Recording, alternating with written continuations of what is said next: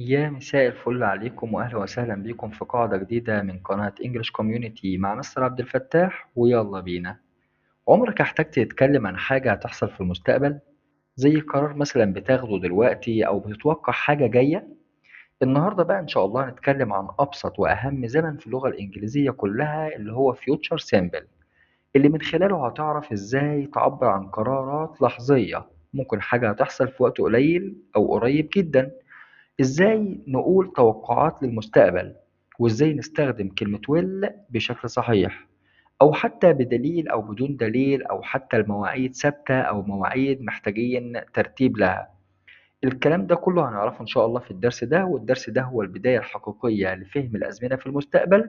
فيلا بقى نبدأ على طول، وأول حاجة عندنا will أو shall زائد المصدر.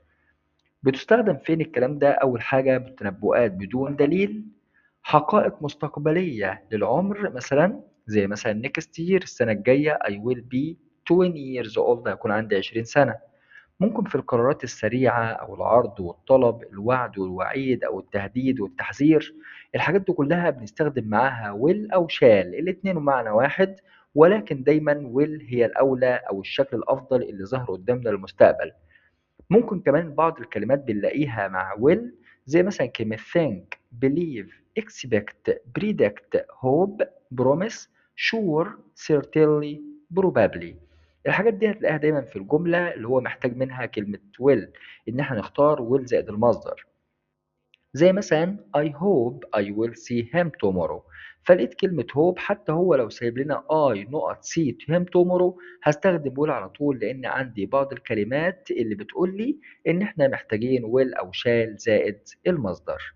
ناخد بالنا بس إن إحنا عندنا في بعض الروابط قلناها في الفيديو اللي فات، اللي هي الروابط الزمنية اللي بتربط الزمنين مضارع بسيط أو مضارع تام بأزمنة المستقبل. فأنا عندي بعض الروابط دي زي after، before، as soon as، once، the moment، بيجي بعديهم مضارع بسيط أو مضارع تام. لو ملناش مضارع بسيط بندور على المضارع التام. والجملة التانية بتبقى مستقبل بسيط، وعندنا كلمتين تانيين till until، بيجي بعديهم مضارع بسيط أو مضارع تام زي ما اتفقنا هنا، وبيجي قبليهم مستقبل بسيط، ممكن يبقى منفي أو ممكن will زائد المصدر عادي. المهم إن الروابط دي بيجي بعديها مضارع بسيط أو مضارع تام فقط. ما ينفعش الروابط دي يجي بعديها مستقبل، مستحيل. تمام. يبقى كده أول حاجة خلصنا المستقبل بدون دليل، استخدمنا will أو shall زائد المصدر. طيب تاني حاجة بقى في المستقبل البسيط عندنا المستقبل بدليل. أنا متأكد إن الحاجة دي هتحصل، أستخدم مين؟ هنستخدم am أو is أو are going to زائد المصدر، ودي تنبؤات مع وجود دليل. زي مثلا it's cloudy، النهاردة الدنيا كلها سحب. it is going to rain، أنا متأكد إن هي هتمطر. تمام. he can't swim، هو مش قادر يعوم، أو مش يعني لا يستطيع أن يسبح.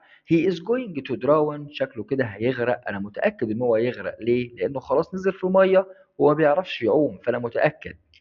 ممكن تحصل أو بنلاقيها مع الخطط المستقبلية، بنلاقي مثلا كلمة بلان، كلمة ميد أو ميدا بلان، هتلاقي مثلا في بعض الجمل كده فهنستخدم am أو is أو are going to زائد المصدر. ممكن لو نوايا زي كلمة intend أو intention، برضو نفس الكلام بنستخدم معاها am أو is أو are going to زائد المصدر. القرارات المسبقة، أنا خلاص في قرار بالفعل أنا أخدته وخلاص مش هينفع التراجع فيه، فاستخدم am أو is أو are going to زائد المصدر. هنلاقي بعض الكلمات اللي بتأكد الكلام ده، زي كلمة decide، زي كلمة make a decision، زي كلمة made up، أو كلمة mind. أول ما نلاقي حاجة من الأربع كلمات دول هنعرف برضو إن هو محتاج مننا am أو is أو are going to زائد المصدر. وآخر حاجة عندنا الأشياء على وشك الحدوث، ساعتها بنستخدم am أو is أو are going to زائد المصدر. يعني مثلا watch out، احترس. you are going to fall، هتقع، انت خلاص يعني اوشكت على الحدوث او اوشكت على الوقوع، فخلي بالك. فاستخدم ساعتها مين؟ am او is او are going to زائد المصدر. يبقى لحد دلوقتي احنا اخدنا حاجتين، قلنا will زائد المصدر بدون دليل، واخدنا am او is او are going to زائد المصدر لما يكون بدليل. تالت حاجة برضو من المستقبل البسيط استخدام المضارع المستمر، اللي هو am أو is أو are زائد verbing، ودي لما يكون أحداث مرتب لها. هنلاقي الكلمات دي موجودة معانا زي كلمة arranged made arrangement made arrangements prepared booked bought all is okay. هنلاقي الحاجات دي موجودة، فساعتها هنختار am أو is أو are زائد الفيرب نضيف له ing. ممكن برضو مع المناسبات الاجتماعية والأنشطة الرسمية من حفلات وأعياد ميلاد، سفر، زيارات، مواعيد شخصية، مسابقات. وزي ما اتفقنا مع بعض كده إن الحاجات دي ينفع نرتب لها. يعني مثلا أنا عيد ميلادي الأسبوع الجاي، فده معناه إن أنا ممكن أظبط عيد ميلادي، أعمل حفلة، أبعت الدعاوي، أشوف الأماكن اللي هعملها. فالحاجات دي كلها مواعيد يمكن الترتيب لها. عشان كده استخدمت المضارع المستمر. He is getting married next Friday. حفلة زواجه هتبقى الجمعة الجاية. ده معناه إن هم مرتبين كل حاجة، صح كده؟ طيب عندنا برضو عدم مقدرة فعل الشيء في المستقبل نتيجة لترتيب لفعل شيء آخر. إن أنا برتب لحاجة في المستقبل، يعني هعملها بدليل أو نتيجة لترتيب حاجة تانية. I can't meet you. مش هقدر أقابلك بكرة as I am doing the shopping، لأن ساعتها هكون بتسوق. طيب يبقى أنا كده مش هقدر أعمل حاجة لأني هعمل أو بعمل حاجة في وقتها أو في الوقت ده. ساعتها هستخدم am أو is أو are زائد verbing اللي هو المضارع المستمر. آخر حاجة بقى عندنا اللي هو مواعيد يمكن الترتيب لا يمكن الترتيب لها. عفوا، المضارع البسيط زي ما اتفقنا كده ان ده حدث في المستقبل طبقا لجدول او تقويم، زي مثلا المواصلات، الفتح والغلق، البداية والنهاية، الدراسة، السينما، المسرح. الحاجات دي كلها مش هينفع اعدل في الميعاد بتاعها. زي مثلا the train leaves at 7:30 a.m. القطر هيغادر الساعة 7:30، اللي هو half past 7 a.m. فخلاص أنا بالنسبة لي أنا حضرت الساعة 7:30 أو ما حضرتش القطر هيتحرك.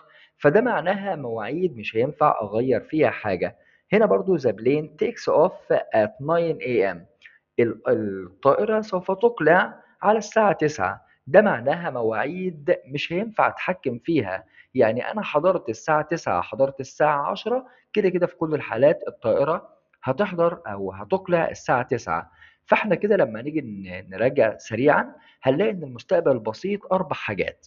يا إما بدون دليل هنستخدم will زائد المصدر، يا إما بدليل هنستخدم am أو is أو are going to زائد المصدر.